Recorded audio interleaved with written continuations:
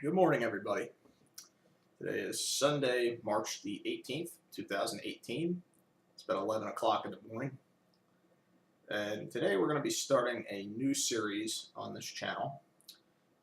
We've done vlog type videos here in the past where I do stuff on my CDs or movies and DVDs, Blu-rays, etc., that I've purchased in the past or that have been in my collection for many years. But today we're going to talk about something a little different. Just these old eyeglasses here. Anyhow, um, I want to talk a little bit, and I've toyed around with the idea of doing this before. Um, there is a lot of things about folks in my generation that really concern me. And I just heard on the news station this morning that we're going to be approaching a time in the near future where you're going to have more older people in this country, the United States of America, than young people, which is going to create issues with Social Security because the young people actually fund the older people's Social Security. So we need to think about things like that. But that's not going to be the subject of our video today. I'm going to talk about my generation. Now, first of all, there are going to be some people that disagree with me on this. I use the William Strauss Neil Howe numbers as far as determining my generation. I'm born in February of 1981, so I identify as Generation X. I can relate to those people better. I have the work ethics of a Gen Xer more so. Actually, I get along with the baby boom generation the best. Pew Research likes to think of people born after 1980 and after as millennials. However, if you reached adulthood in the last century, like I did and all the people I went to school with, we're technically not millennials. And considering that William Strauss and Neil Howe actually coined the term millennial and they identify 1982 as the first birth year, I'm going to go with the people that, actually coined that term. So I identify as Generation X. So now we're going to talk a little bit about some things I've noticed. Now I live a lifestyle of modest means. I drive a 2003 Ford Taurus with 113,000 miles on it. Now that car doesn't have a very high resale value, but the paint's still glossy. I have the latest technology as far as I put an aftermarket stereo with Bluetooth, and I can turn my satellite radio back on if I want, so on and so forth. And the car is mine, free and clear. I have the title in a fireproof box for safekeeping. As far as my house goes, a few years back, 4 years ago when I bought my house, I was doing motor vehicle inspections here in New Jersey, and when I got the house, they had given me a maximum amount that I could get a mortgage out on. And I said, I really don't want to buy the house. I don't think I need a house that expensive. And I bought a house that's a little bit of a fixer-upper, but the roof's good, the heater's good, all the important things. The water heater's new, and, all that stuff's good. Windows are good. Doors are in decent shape. So that was my thing, making sure that I had a house with good bones and we could upgrade it later and make it a little nicer later. Now, without mentioning names, I'm not going to, mention names here or embarrass people or anything, but I know some people. And, there's one guy that has so much debt, his $500,000 house, 100 grand in student loans, 60-some thousand in credit card debt, and to keep his family healthy, probably about 15, 20 grand a year. And the guy says to me, Dave, I'm not getting sleep at night because that guy knows one little error, one little screw up at his job, done, down for the count. I have another friend that had to, build his house like 20 years ago. And they had to get such an expensive, extravagant house that they had to put the land, which his wife had inherited from a relative that passed away, they had to put their land up as collateral to get the loan for their house. Now, this was 1999, my friends. This was before the Dodd-Frank mess, when they were still, pretty much banks were still giving away loans very easily. Just would, here, show us a couple pay stubs and, your W-2s and stuff, or whatever, your tax forms, and we'll give you a mortgage.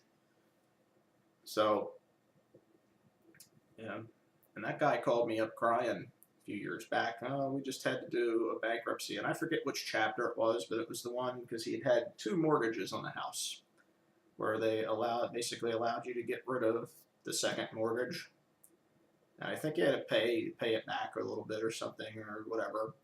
So he was able to get rid of the second mortgage and just have 1 mortgage and square things away and clip up the credit cards for so many years or whatever. I'm sure you guys know which chapter it is. But, I was just recently talking to him on the phone. He called me. I usually get that phone call whenever something's up with his computer, like a lot of my friends. And he's, chatting, just wanting to catch up with me, see how I'm doing. And he's telling me about what's going on with his life. He says, oh, I just had to take my wife's Lexus to the mechanic to get a strut replaced or something. It's a RX 350 or something like that. And I said, I'm thinking to myself, I didn't say nothing. I'm thinking to myself, you guys just had a bankruptcy a few years ago. You probably don't have money for a Corolla. So what the hell are you doing driving a Lexus? A Lexus is just a fancy Toyota anyway. So, buy what you can afford. But, you can't tell people how to live, but, that's kind of the idea of the series. It is absolutely mind-boggling to me why people do this to themselves. He's another one, not getting sleep at night or very little. And, I don't know if it's if it's just motivation to try and keep up with the Joneses, as some of the folks say, or put on the facade, or what, or try to give your kids the best life or better than yours. But I grew up in a duplex house in a little town called Pemberton, New Jersey, and it wasn't the best neighborhood in the world. But I turned out okay. My brother's got a master's in business and does all right for himself. And my parents raised us very well, and it's not really where you live, it's how you live. But I really don't understand why people do this. I mean, I went through my period about 10 years ago where, I wanted the fancy Acura, and I had like 3 different Acuras. I had an Infiniti, had a really nice loaded up Honda Accord with navigation. It was leather navigation, 6-cylinder. I had a Chrysler with a Hemi for a little while. I had some fancy cars. I had an Impala SS with the LS4. And so, I went through my little period, but, I was able to afford everything. And many of those cars that I had, I bought for cash. Traded the old car and wrote a check for the rest and said, here, give me the title and the keys, and I'm out of here. I just don't understand why people get themselves in so deep. And you look at some of these shows on TV, and I wonder if it's these house shows on TV influencing people. You go into the house, I was watching one a couple weeks ago. My mother had it on the television, and it was a married couple. It was a housewife, and the husband was an accountant. And our budget is $990-some-thousand. Are you kidding me? How does an accountant have enough money to have a $900,000 budget on a house? And why do they need a house that expensive when they had 1 child? I think if you have to have the most expensive of everything to find happiness, then your life is really not fulfilled. And if all you're ever doing is working to pay for that stuff, you're not really living, you're just existing. So,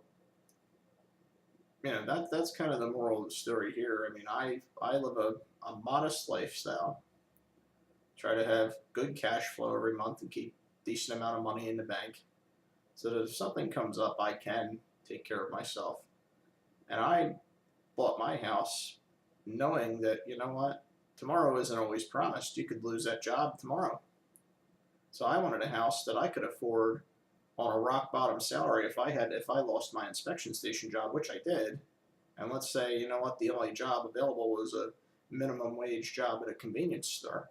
I wanted a house that I could afford on a rock bottom salary. And, adjust my lifestyle a little bit. And you know what, I'm still very happy and fulfilled. I have 11 computers. I have pretty much all the music I could possibly want. I figured out a way that's perfectly legal and within the rules to make my cable TV service affordable. And I have movies that I want, and every once in a while, on a weekend, I go visit a friend. You know, I would like to get married sometime in the next couple of years, and I'm looking around, trying to find my other half. I do have somebody in mind, like I mentioned in a previous video. When the time is right, I will speak to her. But I feel pretty fulfilled in my life, and I didn't have to put myself a gazillion dollars in debt. And to just to recap, back to the guy I was talking about in the beginning of the video with the student loan debt. I owe less money on my house than that person owes on their student loans. And that's the sad part. They had to stretch their student loans out over 30 years because they were so expensive. And, good person, but I think they just overdid it. And, I'm a guy of modest education. I have a very high IQ that I routinely test. IQ is over 130. But I've never stepped foot inside of a college in my life. That's just a debt I don't want. I'm in the logistics field. The guy I used to work with has a girlfriend that makes around $100,000 a year in the logistics field because she's a go-getter and she worked hard and she went after and got what she wanted and worked hard and worked her way up the ladder with a high school diploma. What do you need a college degree for? You can make good money without that. You can do all right. I know another guy I was been friends with for most of my life. He actually drove a roll-off for a trash company. Yeah, garbage man, basically. And, in 2000, he was making between 50 and 60 grand a year, which in 2000 was pretty good middle-income wages and doing all right for himself. That guy never even graduated from high school. And he's just been a truck driver all of his life. But, so anyhow, you don't need a college degree to be successful in life. It's nice to have education and have that piece of paper. And, a pet peeve of mine, guys, don't waste your money in these online universities. It's ridiculous. Many of them are just for-profit companies. Don't waste your money on that. Unless you just want to have that stupid piece of paper. But, so, you don't need a college degree to be successful. If you have intelligence, if you have logic, if you have common sense, and you know how to live within your means, anybody can live a good lifestyle and get sleep at night. So on that note, I see we're at 14 minutes now. We're going to call this one done. I thank you guys for watching. You can leave your comments down below in the comments section. And if you like this video, there's plenty more like it. It's PC Lover 81's World, and I hope you appreciate the new series. Yes, we have more computer videos coming. Have a goody-goody.